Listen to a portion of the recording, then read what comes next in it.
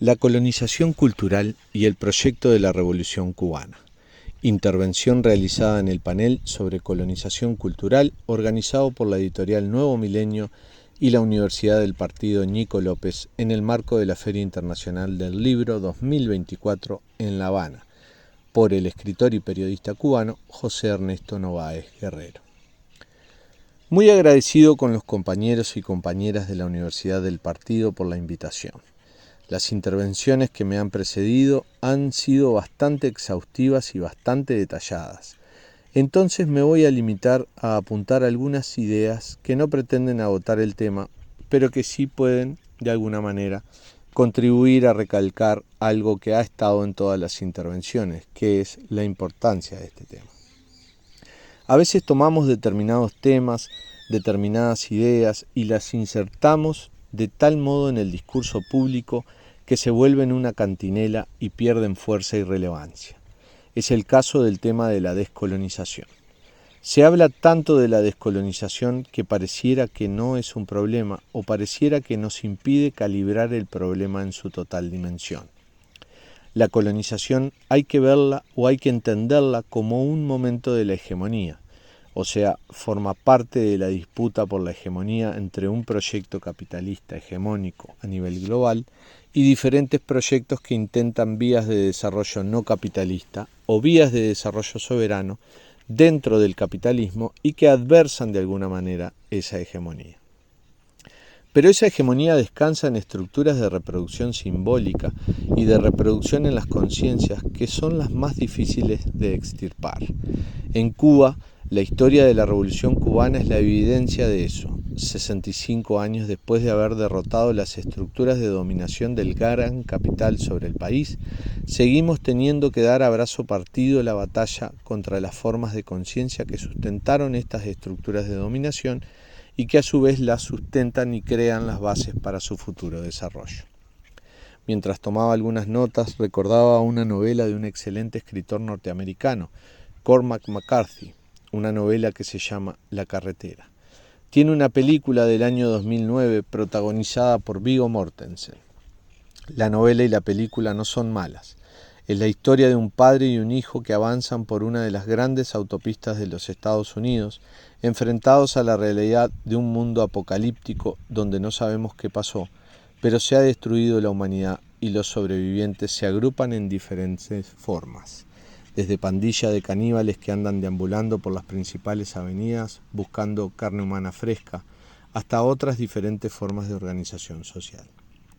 Es bastante pesimista y no es un argumento nuevo. El cine contemporáneo está lleno de distopías posapocalípticas, pero lo interesante, no de esta película, sino de este ejemplo y de este fenómeno, es que sirven para sustentar una de las afirmaciones que demuestra hasta qué punto la colonización, entendida como la capacidad hegemónica de un sistema de reproducirse y normalizarse en las conciencias, es tal que, como afirma una vieja sentencia presente en el pensamiento social desde la década de los 90, nos es más fácil pensar el fin de la humanidad que el fin del capitalismo.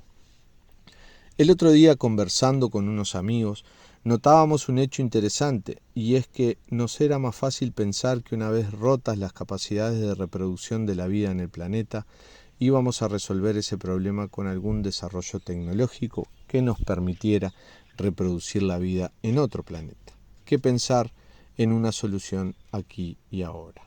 O sea, era más fácil pensar en un Deus ex machina científico salvador que pensar que de alguna manera íbamos a quebrar esta absurda lógica de reproducción del sistema que está destruyendo todo a su paso. ¿Por qué pasa eso?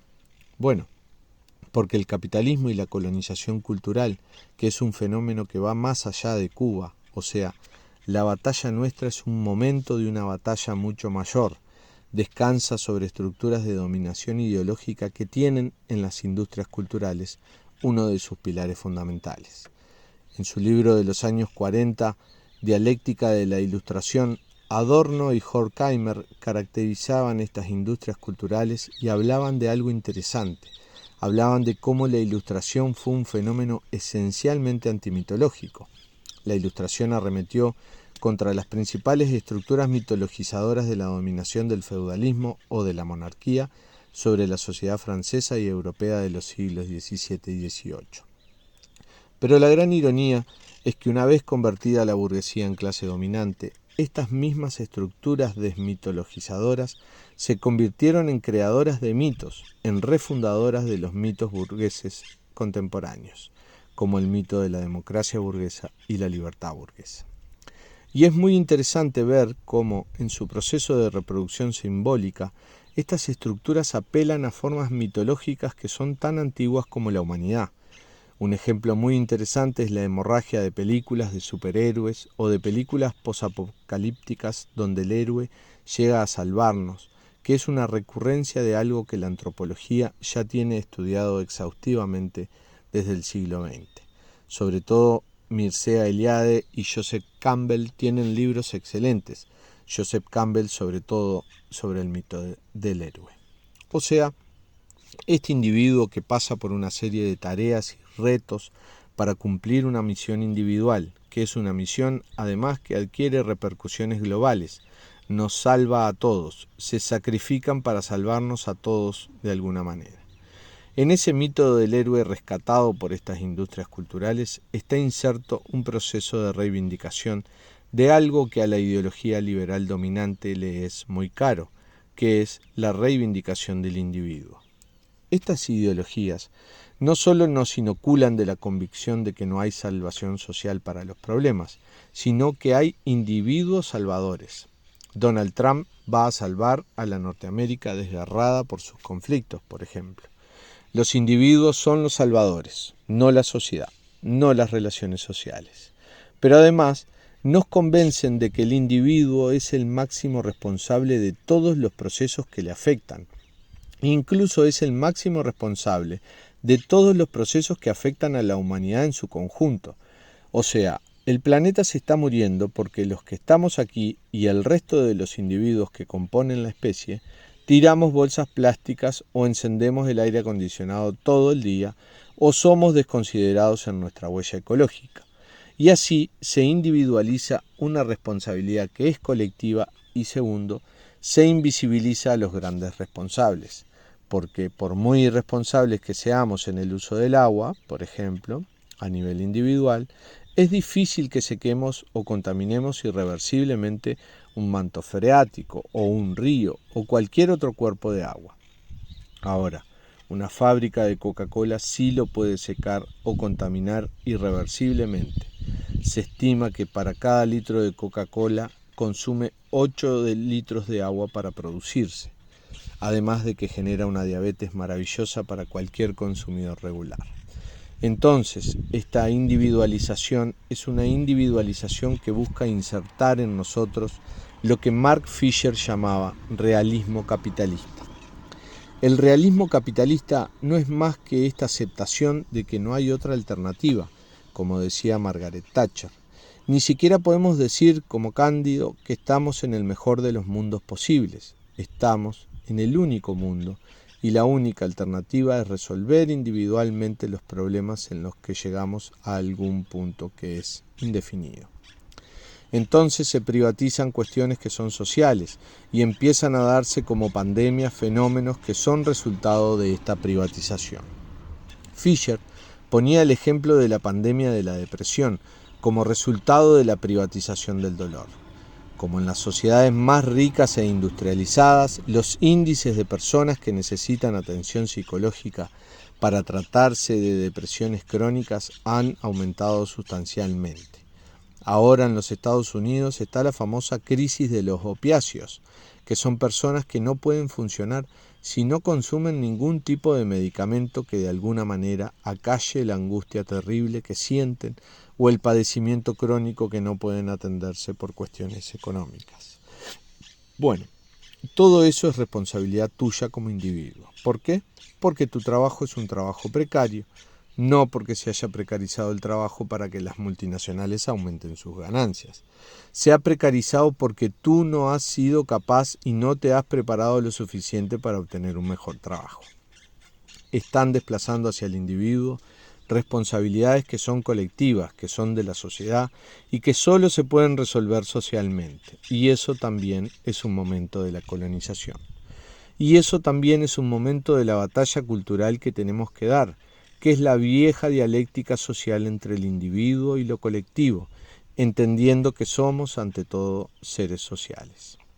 Todas las soluciones individuales a nuestros problemas se dan en marcos sociales, no hay otra manera.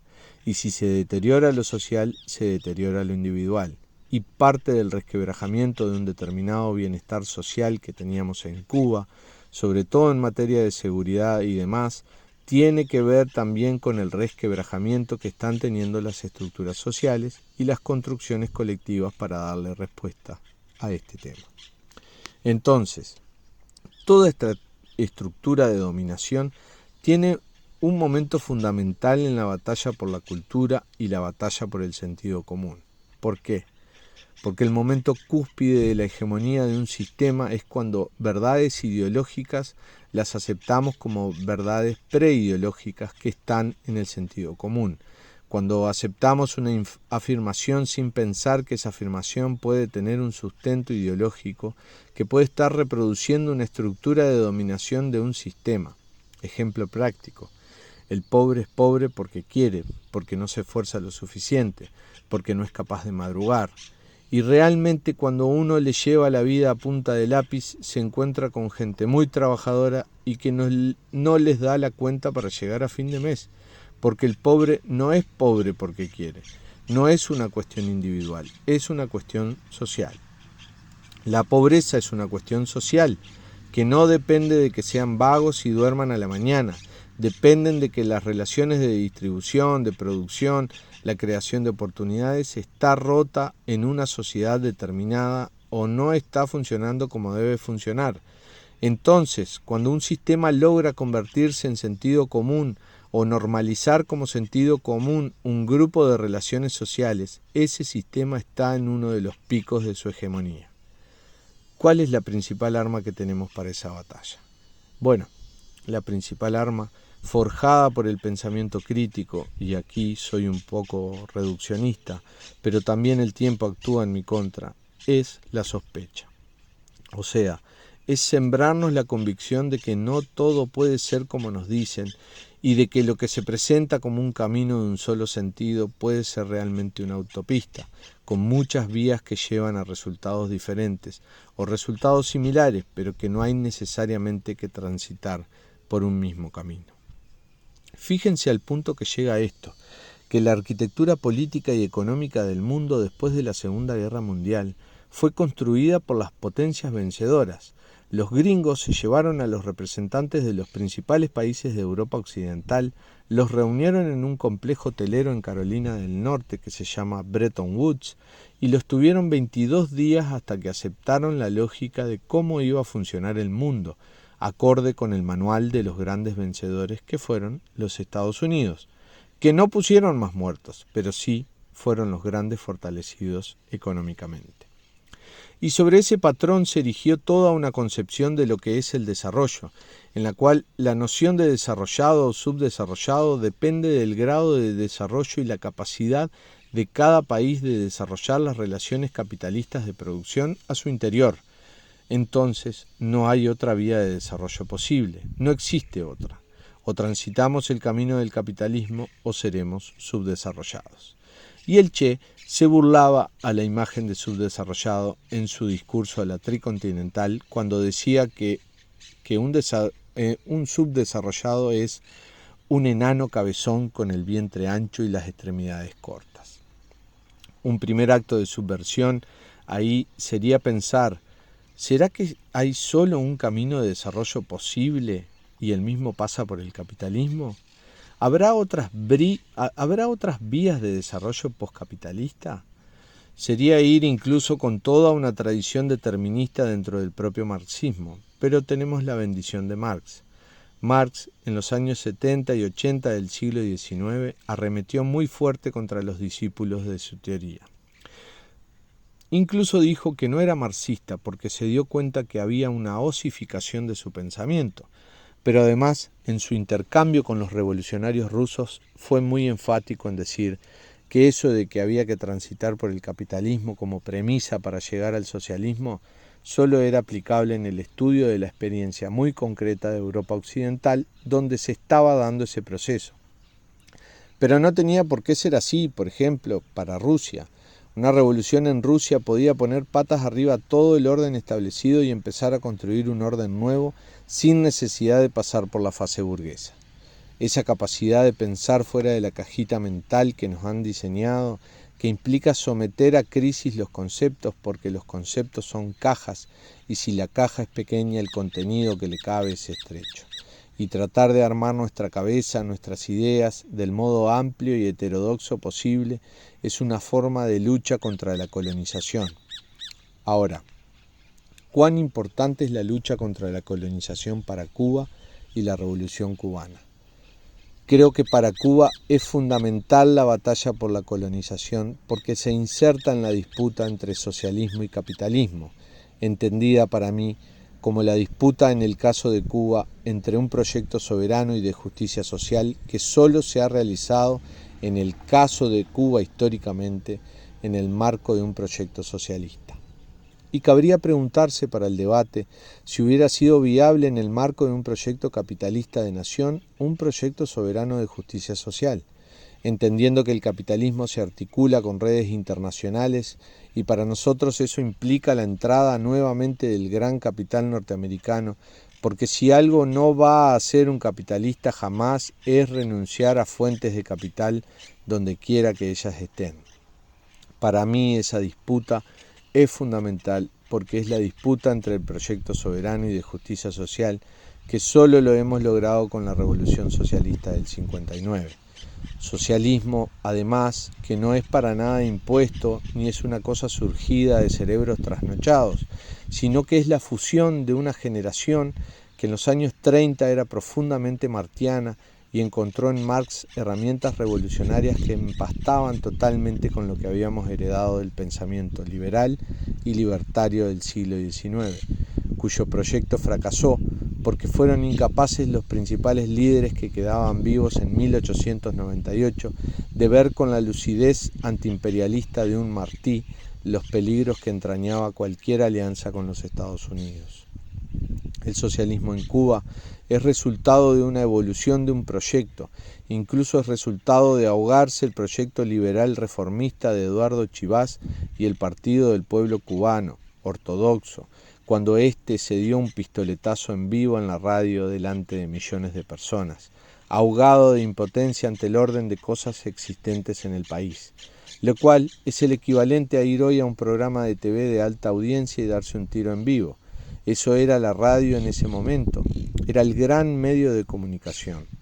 Eso radicalizó irreversiblemente a esa generación, la de Fidel, y le hizo entender que por la vía del liberalismo y del reformismo no había posibilidad de un proyecto soberano de justicia social.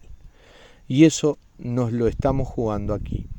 Toda la apertura hacia el sector privado, que la entiendo por la escasez de recursos propios, por la incapacidad de generar las fuerzas productivas que necesitamos para producir una riqueza que podamos distribuir, debe venir aparejada también con un blindaje político e ideológico, con la búsqueda de formas no capitalistas. Yo siempre me acuerdo del discurso de Lenin en el año 1921, cuando él presentó la nueva política económica, donde él explicaba las razones que determinaban esas medidas y sorprendentemente no son las mismas las condiciones, pero algunas cosas se parecen. Lenin, luego de anunciar las medidas, decía también que al mismo tiempo el poder soviético iba a apostar por las cooperativas e iba a demostrar la superioridad de las formas de producción no capitalistas para poco a poco ir migrando hacia esas formas de producción. Esa búsqueda anticapitalista tiene que estar. Porque si no, el capitalismo, las relaciones capitalistas, aunque sean a pequeña escala, se articulan con sus hermanas mayores a nivel internacional, se articulan con la lógica discursiva a nivel mundial y se puede vaciar de sentido el sacrificio de un pueblo durante 65 años. Es un problema cultural y de educación popular. Mucho antes de que Paulo Freire hablara de educación popular, ya Fidel ejercía masivamente la educación popular cuando reunía a 2 millones de cubanos en la plaza durante 8 horas y les explicaba minuciosamente por qué se daba cada paso de la revolución. Es la demostración de cómo se convierte un instinto revolucionario en una fuerza, cómo se convierte un sujeto que es instintivamente revolucionario en un sujeto revolucionario consciente y activo del proceso de cambio, lo cual no está ganado de una vez y para siempre. El sujeto revolucionario que se construyó en los 60 hubo que reconstruirlo en los 70, y hubo que sacudir la mata en los 80 y reconstruirlo, y hubo que reconstruirlo en los 90, y hay que reconstruirlo hoy, porque con el instinto revolucionario nada más no basta. El instinto revolucionario es el carbón que en las condiciones adecuadas arde y es una poderosa fuente de energía, pero no quiere decir que necesariamente arda. Al no tener a Fidel, desgraciadamente, es una responsabilidad colectiva desde los más altos hasta los más bajos. Lograr que siga teniendo sentido revolucionario el sacrificio colectivo que como pueblo estamos haciendo. Que no se basa solo en resistir. Uno resiste, pero resistir es una precondición para algo. Yo resisto porque creo que es alcanzable una Cuba mejor en mi tiempo de vida, porque además los occidentales lo planificamos en el tiempo de vida de una persona. Yo creo en el socialismo porque creo que es un proyecto viable en mi vida y que es algo que si no lo voy a construir, se lo voy a dejar adelantado a mi hija. Y es un tema además de supervivencia de la nación como proyecto independiente en la conciencia de los individuos. ¿Por qué digo esto? Tenemos un ejemplo histórico cercano de un proyecto alternativo que perdió la batalla cultural, la Unión Soviética. En los años 40, la CIA trazó un plan para trabajar con esa izquierda no comunista que podía usarse como ariete en contra del proyecto socialista. Y esa izquierda se fue conectando con sectores artísticos, intelectuales, científicos dentro de la Unión Soviética, que coincidió además con un proceso de mucho deterioro ideológico dentro del país, porque la etapa de Khrushchev fue una etapa de una apertura crítica, donde se aspiró a competir en materia de consumo con el capitalismo. Una cosa aberrante, porque nuestro proyecto es otro.